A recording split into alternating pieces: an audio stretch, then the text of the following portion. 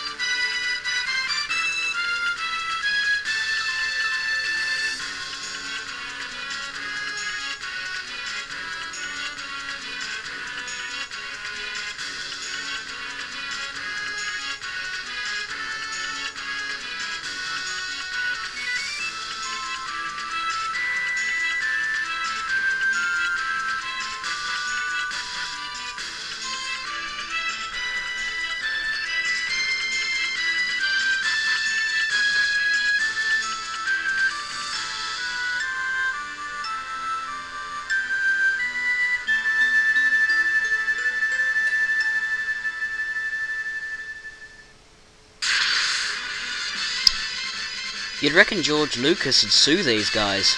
I mean, come on, that is just the classic Star Wars rip-off. It's Star Wars without the space. Yep, that's basically it. Emperor goes nutso, decides he wants to kill everyone, and people who are going to get killed decide they don't want to be killed, because getting killed is often quite painful, and so they decide to try and stop it. That's our job.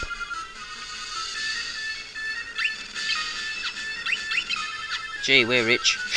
No magic, no items. Okay, well, let's just attack. See what happens. Well, ow.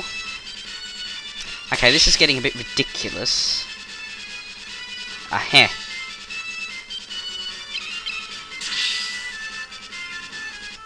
Yeah, that's it. Game over, everyone. Game finished. On to the next one. Final Fantasy 3. No, just joking. Here we are.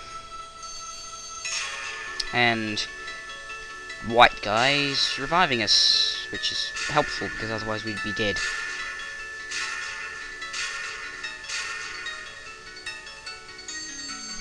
Just before I keep going, this game has an interesting mechanic. You have four main characters, just like the last one. It's Firion, Maria, Guy, and Leon. Now Leon is not in the party for most of the game, up until the very end. But the other three are always in your party. And what happens is, as the game goes on, you cycle between different fourth members. You don't choose who they are, but several guest characters come in and join your party as the fourth member. It's very good. It's not as good as Final Fantasy IV's party thing, but it's at least more interesting than the first games. I always liked it. And now Princess Hilda. Will he live? She's sort of like the leader of the rebels. And Minwu, he's the first of our fourth characters, so we won't get him for a little while. He will. I sense a strong life force within him. You should regain consciousness soon.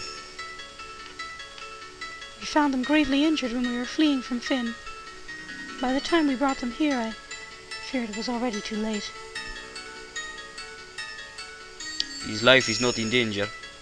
This siege will strengthen his life force. We should let him rest for now. That's Firion they're talking about. Of course. Well, let us join the others. They must be waiting for us. If the Empire is allowed to complete the dreadnought they're building in Bafsk. Bafsk, what the hell kind of name is that? The attack will begin in earnest. We cannot sit idly by and watch. We must act. Alright, so now they're... Oh, sorry. So they're leaving. And we wake up, which is helpful, because if we didn't, then we'd be here for a while. Oh, and look, the main character gets a voice. That's good. Final Fantasy games do tend to do that, though. Most RPGs have their main character silent. Now, what voice should I give him? Yeah, typical bland one. Where am I? Leon! Maria! Guy! Where are you? Well, there's Maria and Guy. Firion, you're alive! I thought you... I'm fine, Maria.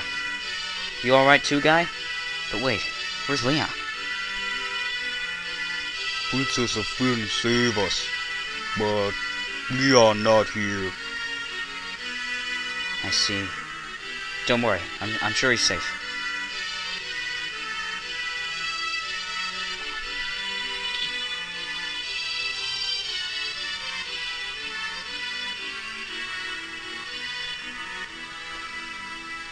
So you've regained your strength? Very? Ugh. Very good. Your life force is strong indeed. It was you who saved us, wasn't it? Thank you. Forgive me, Your Highness, but there is something I must ask of you. Please allow us to join the rebel army.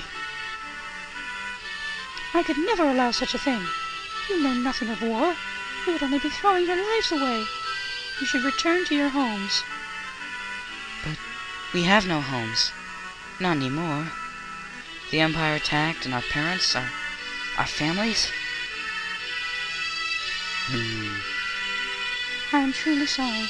But even so, my mind is set. I cannot permit you to join our army. If you've nowhere else to go, then you're welcome to stay here in Altair. I'm pretty sure that was the name of the guy from Assassin's Creed. How the hell did they get a town named after him? Ugh. If you know our password, you should be able to get by here well enough. Password is Wild Rose. Remember it well. Now this has an interesting aspect to talking. You can memorize words, say words in red like Wild Rose, and then you can ask people about the words. And then if they have nothing to say about it, they'll just sort of shrug and say nothing, but if they do, then they'll say something special. The Wild Rose is the insignia of the Kingdom of Fynn. It represents our... Oh, well that's a bit obvious, isn't it? Do something abstract, say... I don't know... forget it. It represents our hope for a future that flourishes with strength and beauty. Oh, I know. How about potato? Yep. Have your password as potato. Then no one will guess it. But what will become of Fynn now? I've heard that the Empire's captives have been taken there and suffer even as we speak. Maria, your brother Leon is missing, is he not? It's possible that he's being held in Fynn as well. But Fynn is far too dangerous now. The Emperor's beasts still stalk the streets. Gaining entrance to the city will not be easy. The man on my right is Minwu, the white wizard who tended your wounds.